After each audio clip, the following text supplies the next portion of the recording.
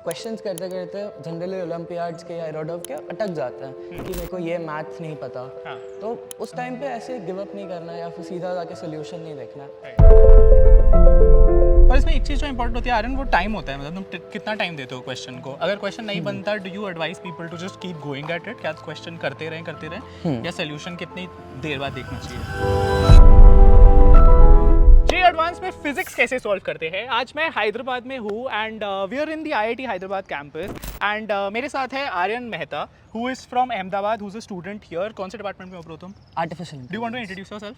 Yeah, I'm a third year in AI okay, and I am doing a minor in economics. ठीक है। तो आर्यन, आज जो हम वॉक करते हुए बात करते हैं थोड़ी सी तुम्हारे कैंपस में। Sure. एंड देखो, आज का टॉपिक जो है, बहुत सारे लोग दास्ताई जेई के एपिसोड्स देखते हैं and they want to know physics as a subject is super challenging. ठीक है, मुझे फिजिक्स बहुत पसंद था ऑनेस्टली, एंड फिजिक्स में मैं समझता हूँ कि एक जर्नी होती है। शुरू में किसी से भी टफ जेई एडवांस की प्रॉब्लम सॉल्व नहीं हो रही होती, बिकॉज जब तुम 10th से 11th की ट्रांजिशन लेते हो then it's a different world in itself. जो Correct. कैलकुलस फेंकी जाती है तुम पे फिजिक्स के नाम पे, और सब कुछ जितने लेवल के क्वेश्चंस आ जाते हैं सडनली, 10th का बच्चा वो समझ नहीं पाता है, राइट? तुम्हारी जर्नी कैसी थी फिजिक्स में? So I think I can give good advice on this क्योंकि मैं खुद फिजिक्स में पहले बहुत वीक था। पहले वीक थे, ठीक है। रीज़न वाज कि कॉन्सेप्ट उतने अच्छे से क्लिक नहीं होते थे। हाँ। फिर डायरेक्टली सवाल अटैक करने जाते थे, हाँ। वो नहीं होते थे। राइट। लकीली आई गॉट अच्छी गाइडेंस फ्रॉम माय प्रोफेसर्स। हाँ। तो उन्होंने मेरे को एक सिस्टमैटिक पाथ दिखाया कि पहले सिर्फ कॉन्सेप्चुअल क्वेश्चंस करो। Right. HC वर्मा बुक्स हो गई, हाँ। थोड़े मॉड्यूल के सवाल हो गए कोचिंग में, हाँ। वो सब करो। ठीक उसके है। बाद फिर नेक्स्ट स्टेज जो था मेरे लिए चैलेंजिंग वो था जब मैथ इनकॉर्पोरेट हो जाती थी, काफ़ी डिफिकल्ट। तो तो सबसे पहले तुम कह रहे हो कि फिजिक्स के बेसिक्स सॉल्व करने पे तुमने तो शुरू में तुमसे भी नहीं होते थे ये वाले क्वेश्चंस? नहीं होते थे। और उसके बाद तुम्हारे टीचर्स ने जैसे रेकमेंड किया, तुमने पहले बेसिक्स पे फोकस किया। एंड ये कौन सी बुक से कर सकते हैं? ये HC वर्मा, हाँ। कोचिंग के मॉड्यूल्स, ठीक थोड़ी रेजनिक, मतलब मैंने पर्सनली एरोडोव करी थी बट मेरे को दोस्तों ने ये करी थी and they are like it's equally good. उसके कंसेप्चुअल क्वेश्चंस पे फोकस करो। ठीक है। थोड़े मैथी क्वेश्चंस हैं उनको अवॉइड करो पहले। वो प्रोफेसर्स कोचिंग के बता सकते हैं, सीनियर्स बता सकते हैं। ठीक है। एंड हाँ, वो ही था मेरा अप्रोच तो Got it. बेसिक्स के लिए। तो स्टेप 1, अपने बेसिक्स को कॉन्कर करो अच्छे से बेसिक बुक्स में से and focus on conceptual questions, focus on questions जो तुम्हारी थिंकिंग को चैलेंज कर रहे हैं फिजिक्स में।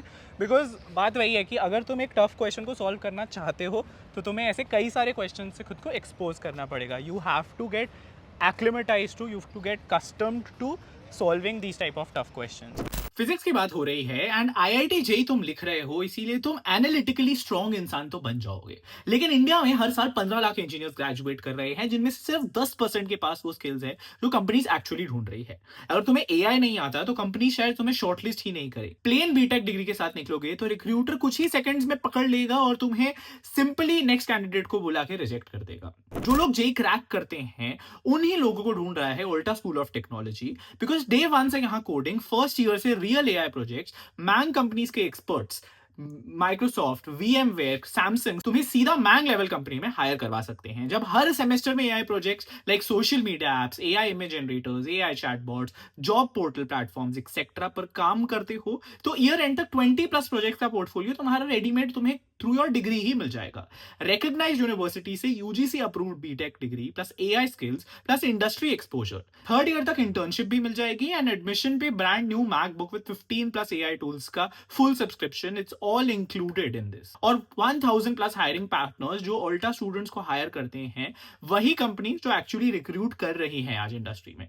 सबसे इंटरेस्टिंग होती है इनकी कैंपस लाइफ, इसलिए यहाँ regular hackathons, tech fest, tech visits, multiple fests, ये सब कुछ होता है जो आप स्क्रीन पे भी देख सकते हो। इसमें अप्लाई करने के लिए 22 अप्रैल लास्ट डेट है, 23 को इनका ASAT एग्जाम है जो परफॉर्मेंस बेसिस पर इवन 100% स्कॉलरशिप तुम्हें दिला सकता है। तो तुम्हारे साथ के तो कई लोगों ने लास्ट वीडियो देख के इसके फॉर्म ऑलरेडी भर दिया है, तो जेई की तैयारी तो करो, पर साथ साथ ये डिसीजन भी पूरा अपने ओपन रखो कि तुम्हारा पूरा करियर किस डायरेक्शन में जा रहा है और अपना करियर किस तरीके से तुम अपना बेटर कर सकते हो। तो डिस्क्रिप्शन में लिंक मिल जाएगा। 4 साल बाद नहीं सोचना, आज सोचो, आज अपनी ऑप्शंस एक्सप्लोर करो एंड एक्सप्लोर करते करते एटलीस्ट अपनी ऑप्शन ओपन रखना एंड इन टेस्ट्स को देख के उसमें अपनी परफॉर्मेंस देखना तो जरूरी है ही। अब बात करते हैं जो तुम अभी इनिशियली बोल रहे थे कि जब मैथ्स इनकॉर्पोरेट हो जाती है फिजिक्स में, हाँ। वो एक चैलेंजिंग पार्ट होता है। Tell me about that. कैसी मैथ्स, क्या मैथ्स और क्या दिक्कत हो रही थी? जनरली कैलकुलस इंट्रोड्यूस हो जाता है। हाँ। हम जहाँ भी जाते हैं, हाँ। जैसे रिजिड बॉडी सिस्टम्स में क्वेश्चंस बनने लगते हैं वियर्ड से, Right. जिसमें थोड़ा विजुअलाइज करना पड़ता है, थोड़ा मैथ के कॉन्सेप्ट्स लग जाते हैं। हाँ तो वो चीज़ें मैं मैथ में अच्छा था, तो मैं जब कनेक्ट कर पाया कि फिजिक्स और मैथ में ये इंटरप्ले होता है, हाँ। तब मैं थोड़े और डिफ़िकल्ट क्वेश्चंस कर पा रहा था। Right. जैसे जो भी क्लास में होता था, हाँ। उसमें थोड़े एडवांस के क्वेश्चंस करवा देते थे, हाँ। और हमें बाद में रियलाइज़ होता था कि ओ ये प्रीवियस ईयर सवाल है। बट ऐसे कर करके फिर मैथ एक बार स्ट्रांग हो गई थी, तो ये सवाल भी हो जाते थे। ओके तो तुम बेसिकली सेकंड स्टेप बेसिक कह रहे हो लोगों को कि जो मैथमेटिक्स है उसको कॉन्कर करो, because maths is obviously a very integral part of JEE advance physics. And अगर तुम्हारी बेसिक्स ऑफ मैथ्स स्ट्रॉन्ग नहीं है, अगर तुम्हें मैथ्स के वो सिंपल कैलकुलस और ये सब की क्लैरिटी नहीं है, तो तुम्हें फिजिक्स भी अटकने लग जाएगी। And that's why may be maths forms a basis for this as a subject. और उसकी प्रैक्टिस तुमने कहाँ से मैथ्स की जो रेगुलर जेई की पढ़ाई चल रही है उससे? जे मैथ्स तो था, बट ये क्वेश्चंस मेरे को इससे इरोडो, पाथफाइंडर और मॉड्यूल से मिले। ओके एक पॉइंट के बाद मैं थोड़े ज़्यादा चैलेंजिंग क्वेश्चंस के लिए ओलंपियाड के क्वेश्चंस देखता था, फिजिक्स ओलंपियाड के, हाँ जिसमें और थोड़ा रीजनिंग चैलेंज होता था। हाँ। और उसके बाद कभी कभार मैथ ऐसा भी आ जाता था जो हम उतना अच्छे से नहीं कर पाते थे जेई में। सो क्वेश्चंस करते करते जनरली ओलंपियाड्स के या एरोडव के अटक जाते हैं कि मेरे को ये मैथ नहीं पता। हाँ तो उस टाइम पे ऐसे गिव अप नहीं करना है या फिर सीधा जाके सोल्यूशन नहीं देखना है। Right. Try to understand that new concept, क्योंकि उससे हो सकता है तुम्हारा on the fly thinking build हो जाता है। थोड़ा कंसिस्टेंटली वो चीज़ जब हो रही होगी तो आपको सिमिलर मैथ के पैटर्न्स भी दिखने लगेंगे हर क्वेश्चंस के अक्रॉस। राइट अब उसके बाद क्वेश्चंस चैलेंजिंग रहेंगे, but from a new stand point, novelty के पॉइंट से। जैसे ऑप्टिक्स के सवाल आ गए तो पूछ लेंगे वो लोग, कैमरा में तुमने ऐसा कुछ चेंज कर दिया तो क्या हो गया, तो तुम वापस सब रिकॉल करना पड़ेगा तुम्हें। थिन लेंस अजम्पशन जो लेते हैं वो भी चैलेंज कर सकते हैं वो लोग। तो ऐसे नॉवेल्टी इंट्रोड्यूस हो जाती है। हाँ राइट तो फिर ये कैसे, फिर like how do you tackle this novelty? ये नए कॉम्प्लेक्स क्वेश्चंस कैसे टैकल करता है कोई? क्योंकि अभी मैं तुम्हें बताता हूँ, perspective is that most of the people who are preparing for JEE, या तो अब वो बहुत फाइनल रेस में है, जेई एडवांस के लिए प्रिपेयर कर रहे हैं वो, या फिर अब वो जेई मेंस के लिए स्टार्ट कर रहे हैं प्रिपेयर करना, जो 11th के स्टूडेंट्स हैं। तो उन लोगों के लिए तुम्हारी क्या एडवाइस है? मतलब पहले जेई एडवांस फोकस्ड एडवाइस देते हैं इनको कि now that you know there through JEE Mains, आसान physics is out of the picture, Correct. अब टफ फिजिक्स आई है, क्या तुम प्रॉब्लम सॉल्विंग थ्रू PYQs पे ज़्यादा स्ट्रेस देना चाहोगे? क्या तुम डिफ़िकल्ट बुक्स या ओलंपियाड लेवल प्रॉब्लम्स पे ज़्यादा फोकस देना चाहोगे? या फिर तुम सिर्फ यू नो जो भी मिल रहा है करो बस, लेकिन सॉल्व करते रहो, इस पे फोकस करना चाहोगे? और do you want to focus on theory at this point? I think एक तरीका टू आइडेंटिफाई कि आप कहाँ स्टैंड करते हो फिजिक्स में।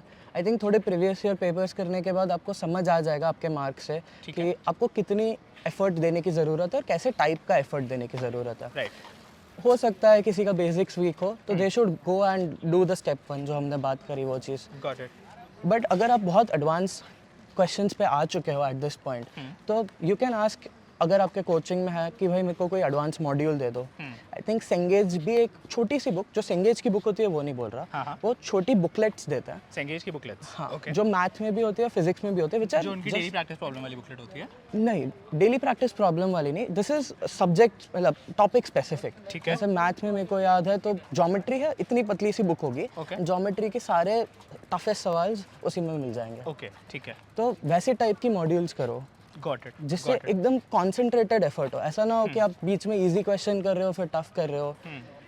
एंड के टाइम पे प्रीवियस ईयर पेपर्स करना चालू कर दो, ठीक है। उसके फिर आप जज कर पाओगे कि ओके अब मैं किधर लाई करता हूँ एडवांस के रेस में। और इसमें एक चीज़ जो इंपॉर्टेंट होती है आर्यन, वो टाइम होता है। मतलब तुम कितना टाइम देते हो क्वेश्चन को? अगर क्वेश्चन नहीं बनता, do you advice people to just keep going at it? क्या क्वेश्चन करते रहें या सोल्यूशन कितनी देर बाद देखना चाहिए?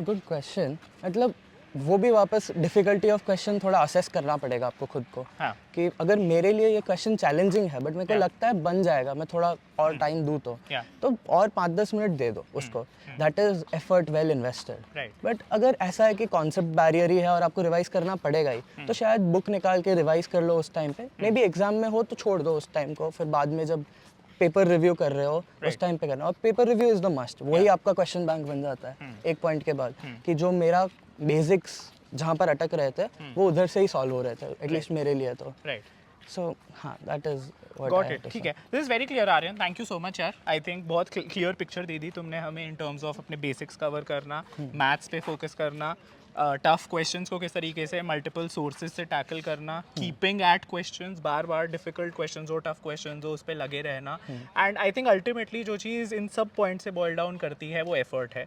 एंड एफर्ट आपके कोई भी प्रॉब्लम को जेई में सॉल्व कर सकती है. And it ultimately boils down to this targeted problem solving. जो टफ क्वेश्चन अगर आपको फिजिक्स से सॉल्व करने तो अपने आप को उतना ही चैलेंज करके आप देख सकते हो. And may be you land up in artificial intelligence in IIT Hyderabad like Aryan himself from Ahmedabad. Thank you so much for watching this episode of Dastai JEE with Aryan. Thank you Aryan for coming Thank you on for this talking to episode. me. And हमारे students को guide करने के लिए about physics. Guys आपको और किन को देखना है दास्ताई JEE के अगले एपिसोड्स में, let us know in the comments. But stay safe, stay healthy, keep preparing and मचाते रहो. Bye. Hope I see you guys here. Bye bye.